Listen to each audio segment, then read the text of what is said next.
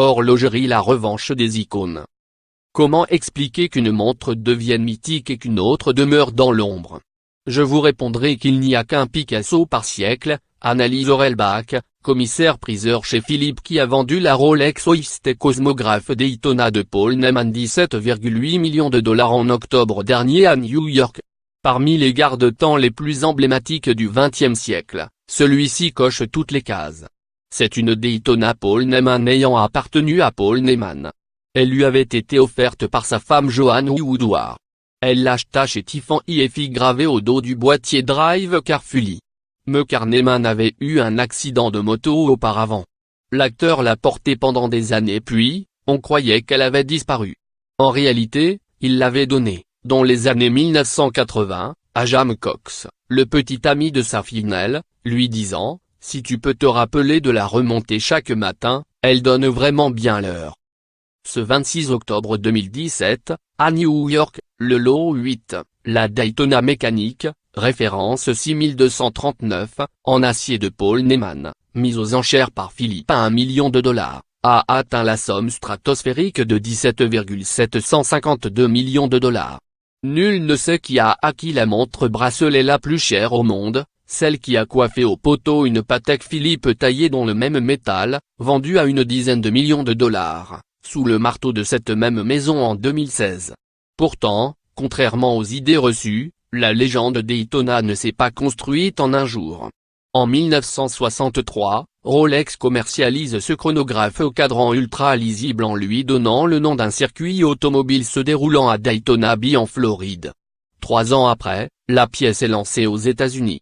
Cette référence 6239, avec ses compteurs de différentes couleurs du cadran, dite alors exotique rebaptisée ensuite Paul Neyman par les collectionneurs, valait 219 $. À ses débuts, elle ne se vendait pas.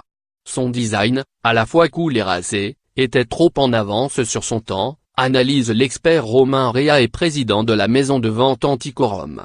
Il a fallu que les Italiens, Agnelli, sur son yacht, en couverture d'un hebdomadaire américain, la redécouvrent dans les années 1980 pour qu'elle devienne le chronographe le plus désirable au monde. Si Rolex, le numéro 1 mondial de la montre de luxe qui, selon nos estimations, produirait entre 800 000 et 900 000 pièces par an, n'a pas pour habitude de commenter les succès ou, très rares, échecs de ses produits, il semble avoir, depuis toujours, fait sien ces 2 vers de Paul Verlaine, ni tout à fait la même, ni tout à fait une autre. La grande force de cette marque est d'avoir su respecter les principes établis en 1905 par son fondateur en Wilsdorf, ne jamais cesser d'améliorer, de perfectionner ses montres en termes de chronométrie, d'étanchéité, de fiabilité, en faisant progressivement évoluer leur design seulement si cela était nécessaire, analyse un fin connaisseur de cette entreprise. Cette constance, cette obsession de tout changer pour que rien ne change explique la réussite incomparable de Rolex, même en temps de crise.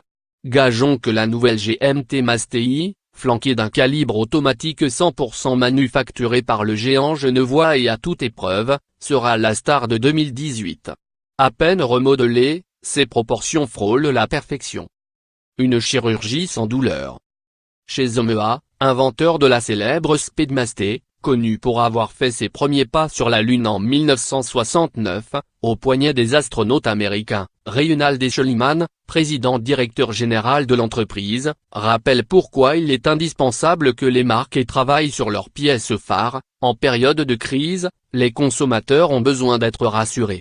Aujourd'hui, nous mettons à l'honneur notre montre de plongée DV300 dont nous fêtons les 25 ans en 2018.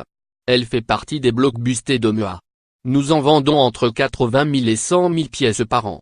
C'est sans doute l'une des seules montres créées dans les années 1990 dont le design a marqué les esprits et est rentré dans l'histoire. D'autant plus que c'est la première Omea qui est apparue au poignet de James Bond en 1995, dans GoldenEye.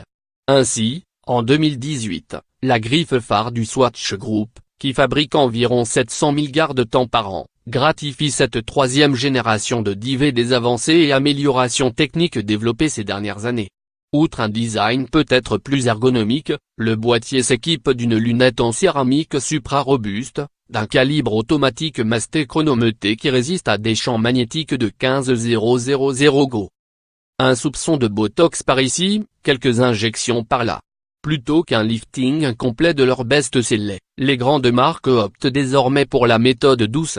Ainsi, Cartier, qui a relancé en 2017 sa mythique montre Panthère, quasiment à l'identique du modèle original de 1983, poursuit sur sa lancée. Quand une montre est belle, pourquoi vouloir, au risque de l'enlaidir, lui donner un nouveau visage? S'interroge Cyril Vigneron, président-directeur général de cette entreprise du groupe Richemont. La Panthère de 2017 remporte un grand succès comme la tank américaine en acier. Nous continuons dans cette voie.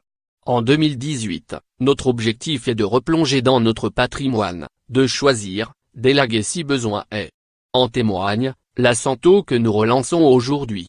Nous avons travaillé le modèle galbé, le plus symbolique de tous en améliorant ses qualités tangibles, une forme plus ergonomique, un bracelet interchangeable que le client pourra mettre lui-même à sa taille sans passer chez un horloger. La version 2018 présente un peu plus de différence avec celle créée en 1978 car nous devions l'adapter aux attentes contemporaines de nos clients. Même désir de protéger ces classiques chez Audemars Piguet qui célèbre, en 2018, les 25 ans de la Royal Oak Offshore. Quand Emmanuel Gaille a dessiné en 1993 cette OVNI en acier, dotée d'un boîtier de 42 mm, épais d'un cm, la manufacture avait tellement peur que cela soit un fiasco qu'elle amputa son nom de moitié en gravant au dos du boîtier Royal Oak et non Royal Oak Offshore, raconte François-Henri Benamia, président-directeur général de cette société familiale qui fabrique 40 000 montres par an. En 25 ans, Audemars Piguet en a vendu près de 230 000 exemplaires au travers de 160 références. Aujourd'hui, nous lançons une réédition de l'Offshore original qui intègre notre collection courante car elle n'a pas pris une ride en 25 ans.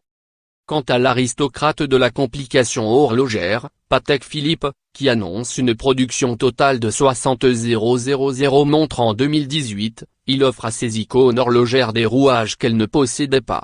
Ainsi la Quano, lancée en 1997, affiche pour la première fois de son histoire un mouvement chronographe flyback qui était déjà dans la Nautilus. Le résultat est esthétiquement réussi, Patek ayant osé des touches orange. La célébrissime Nautilus reçoit, pour ses 42 ans, l'une des grandes complications de l'horloger, un quantième perpétuel. In fine, l'ellipse, dont la drôle de forme a été dessinée en 1968 à partir des proportions du nombre d'or, affiche un cadran métier d'art décoré de volutes à champs levés émaillés, archi-baroque. Le vintage en overdose. Le phénomène a commencé il y a une dizaine d'années lorsque certaines marques, revenues de s'être lancées dans la course à la super complication horlogère en créant des sujets très démonstratifs mais qui, une fois sur deux, ne marchaient pas, ont retrouvé la raison. Pour rendre plus sexy ce retour au modèle simple à 3 aiguilles ou au chronographe doté d'un mouvement lambda, beaucoup ont décidé de faire du neuf avec du vieux. Du vintage donc, en exhumant de leur carton force cadran marron, bracelets de cuir patiné et autres index d'un style pseudo-art déco, se souvient un grand détaillant parisien. En 2018, le vintage est donc devenu une famille stylistique à part entière pour 99,99% des marques de montres qu'elles vendent des produits à 500 ou 150 000 €. Dernier en date à succomber aux sirènes du rétro, Breitling dont les rênes viennent d'être reprises par George Kern, ancien patron d'Hawk. Breitling s'est trop éloigné de son passé. Ma volonté est de relier les modèles contemporains à notre histoire et de construire un avenir de légende. Nous avons repensé le design en nous inspirant des pièces vintage, en revenant notamment aux index arabes sur les cadrans. En ces périodes compliquées, les gens veulent des produits plus simples et qui les rassurent. Plus cool, plus jeune, plus inclusif, c'est le nouveau style de Breitling qui, dans le même temps, possède une indéniable compétence et crédibilité dans l'horlogerie traditionnelle suisse. Et pour une fois, que le lecteur nous pardonne cet oxymoron, le vintage contemporain possède du chien. Photographe, Jacques Guillaume. Stylisme, Mili Minchella. Sélection des montres, Fabienne Reybaud.